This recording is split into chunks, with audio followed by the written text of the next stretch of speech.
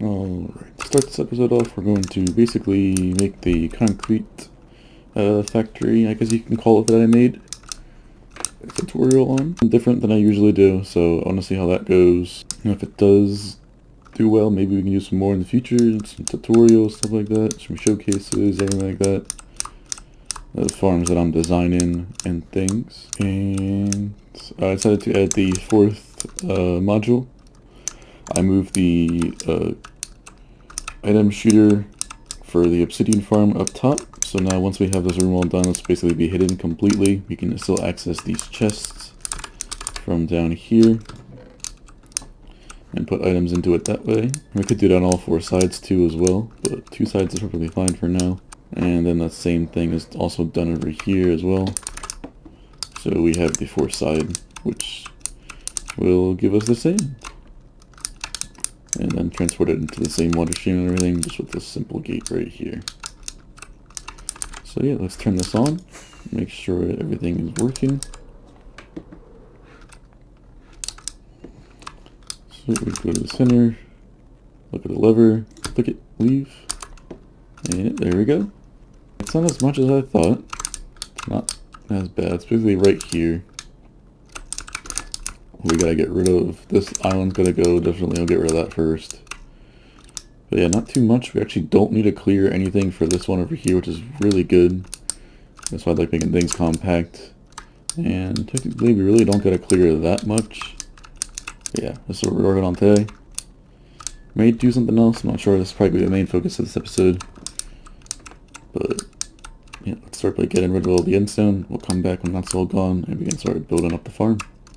Alright, the area is completely dug out, and if we look at our statistics, that was about 7,500 endstone. So it took a lot longer than I expected, about 2 hours just for that little area.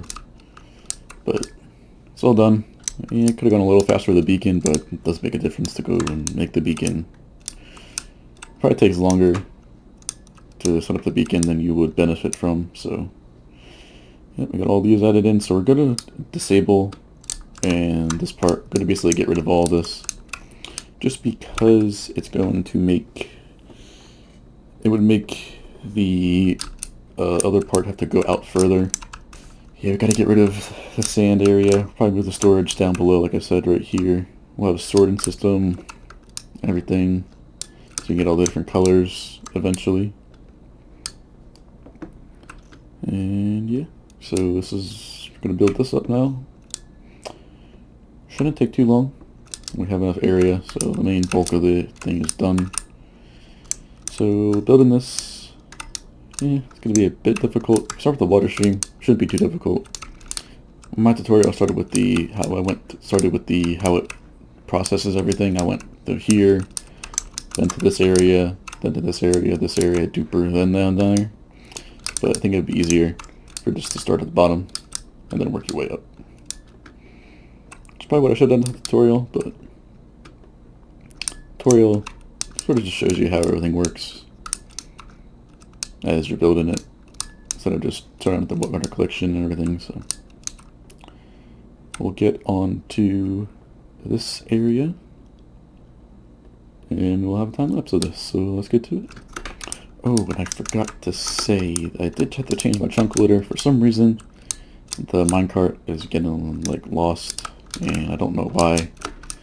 So if you have the same issue with your concrete duper from my tutorial, your chunks aren't staying loaded and everything, this is the one I designed right here.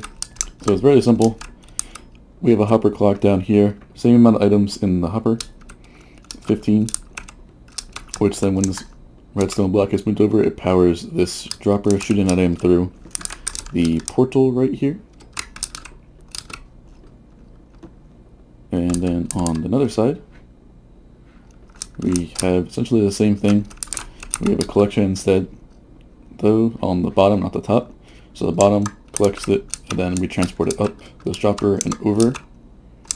And you can see it gets transported back in the top part of the portal. Shoot, there it goes. And this is more compact, but obviously, You get these item, so some people might like this. It's technically lossless of the items, so you should always have it. And then those items come back to the top here. We can look at this real quick. There it goes. So this has kept my chunks loaded perfectly fine without an issue this whole time, while my other one would stop about every 2 minutes because the minecart would get stuck in the portal for some reason. It's never happened to me before, but it might be just 116.3 I think I'm in now. Yeah, 0.3 that I'm in. But yeah, I wanted to show that the new thing is working for my chunk loader.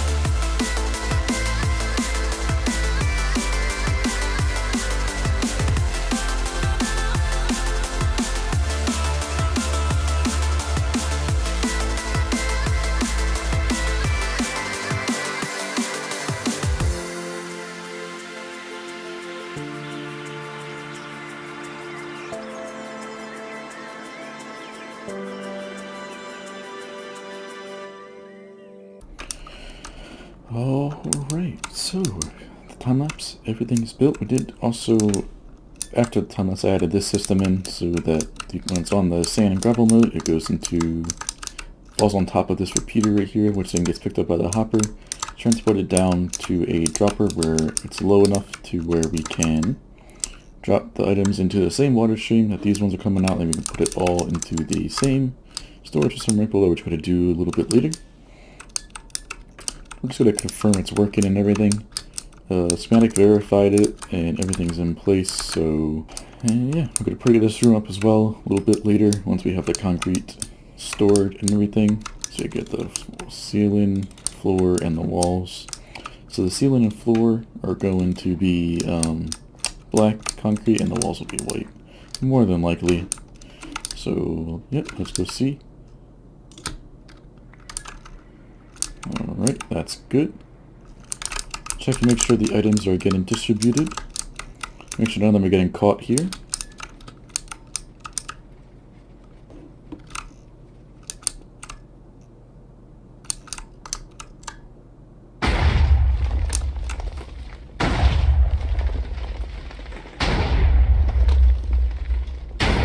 Oh, those iron blocks are going to cause issues.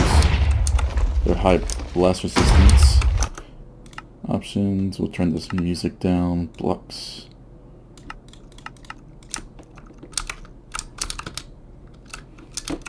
Make sure we stay out of the reach of the TNT though.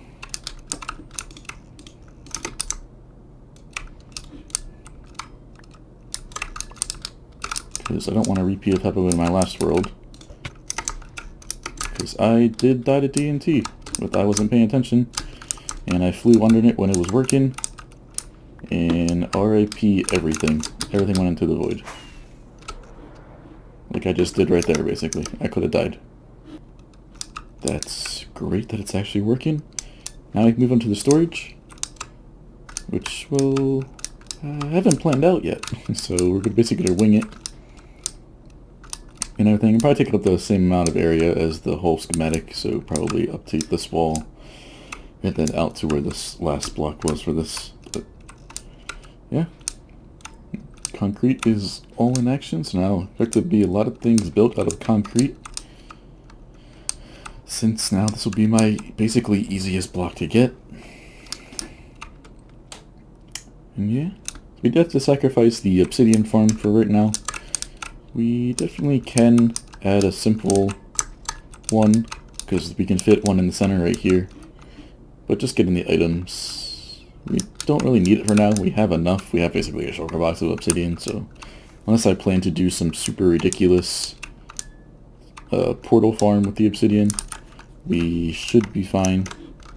Let's get on to the storage. Alright, so our basic layout of the storage is all set up, and just by the bounding blocks of this, it's perfect size to fit all 16 colors that have 2 double chests each with a block in between of each one. So there's 12 colors, we got 12 different sets of double chests on each side, so one for powder, one for regular concrete, and then on each one separate sides we're going to have sand on this side, gravel on this side, or vice versa, for just bulk storage of those items. 5 highs, 6 wides, so 30 double chests for those, 10 double chests for each color, so decent storage. Honestly, it'll fill up quite quickly, but it'll wait to be more than enough than we'll ever need for especially different colors that don't get used as often. Sand and gravel are pretty much already have this much in sand, so gravel's going to be the main one that we're going to use. Oh yeah, time to get the rest of the chest in. Then we put the sorters in, and the item stream. So we're basically going to have the items come down here over to one side of the corners over here to start. We'll probably go over here, go along this, go back to this, and go back like this. So this building may not stay the same length back here. It may go a little bit further because of the water stream, but yeah, so you need to have this walkway here to be able to access here, so we can't really go any further out this way. But we'll see. It'll be a tight squeeze. But yeah, really want to turn this thing back on, start gathering some items.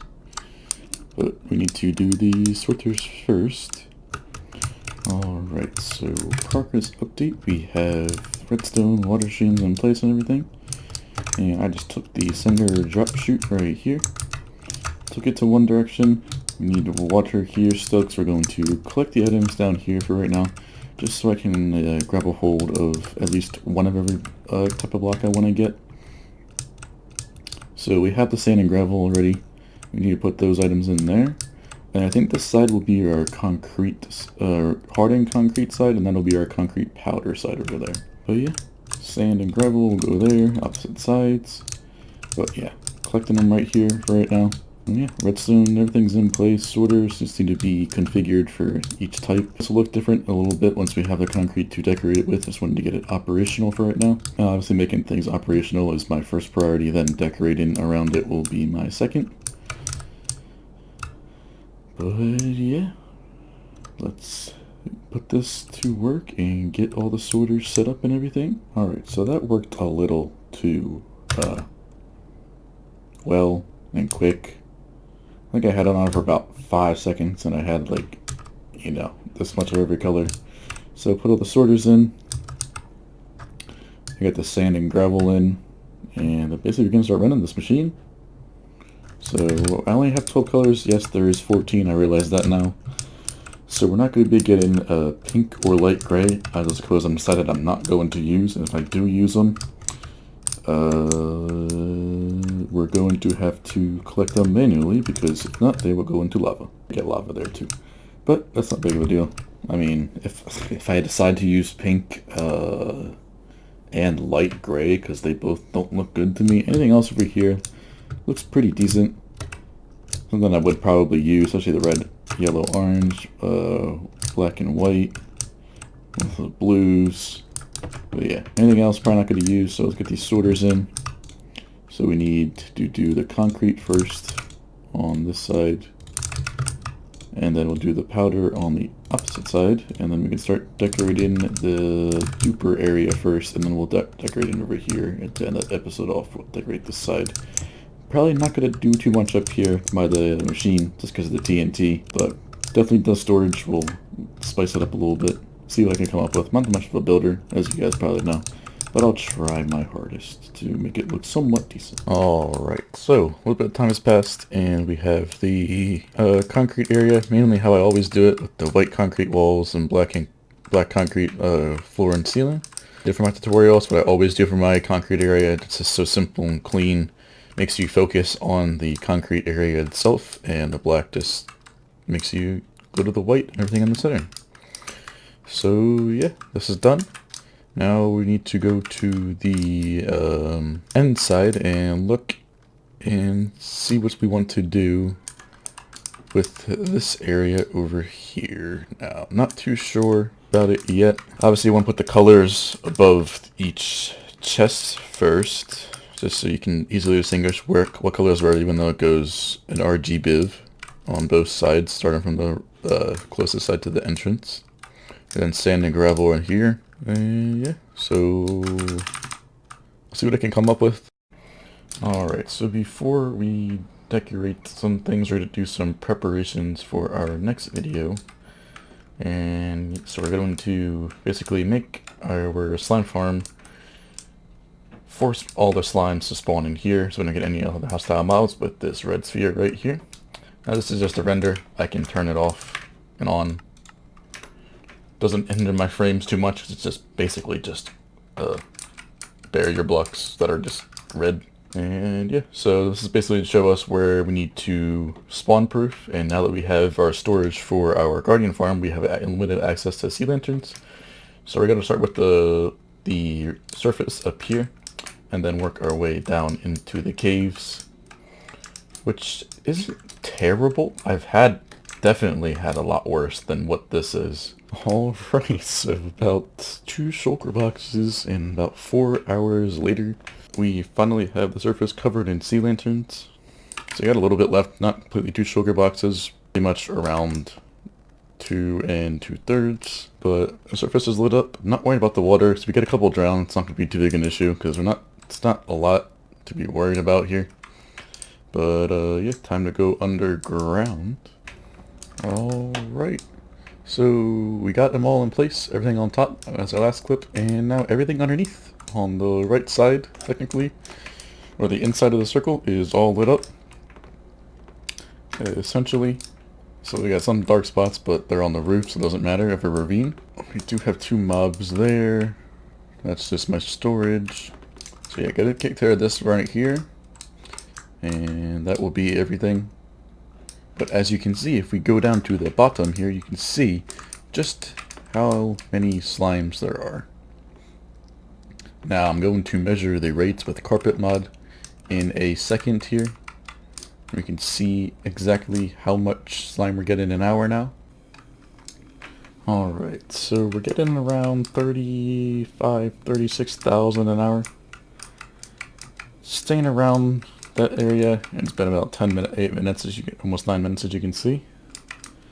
So it's pretty safe to say we're going to get that same rate for the rest of the hour. It may even go up, but yeah. It's going down right now because there are no items, or there is items, not very many. Actually, it's the same amount. So yeah, I think to say this is around about 37,000, 37,000 an hour. Alright, so this is all we're going to do for right now. Just a very simple, you can tell what color is what if you forget the Roy G div, white, black, and then sand gravel on corresponding sides. But yeah, quite simple, little depth with the ceiling here. Nothing too special or anything, just want to get it functional for now. I do eventually want to move the lever to swap modes from right here down, but that will require a little bit of finagling because our drop chute is right down the center of the farm, so we have to basically have it against this back wall or something, go up through here without getting anything with the sorters, go around this, and then go around this, and go around that. It's a big process, something that shouldn't be that difficult, but it will be if I want to keep it out of the way and everything. Not really the best of decorating jobs, but it'll do for now. And we have about 8 double chests of every color, including the powder variant. Almost at 9 for the powder, so they get a lot quicker. And then sand and gravel have about 9 as well. Yeah, 9.5 as well for those. But yeah, all in all, very successful project. I can turn the gamma override back on. And yeah, so probably going to be a short episode. Try to mix it up with lighting up the caves and everything for our slime farm, but next episode we'll do something a little bit different. going to be a farm, of course, but it's something we actually need and we haven't had in this world since the very start, and I want to do a better one. So yeah, make sure you like, subscribe, all those sorts of things, and I'll see you in the next one.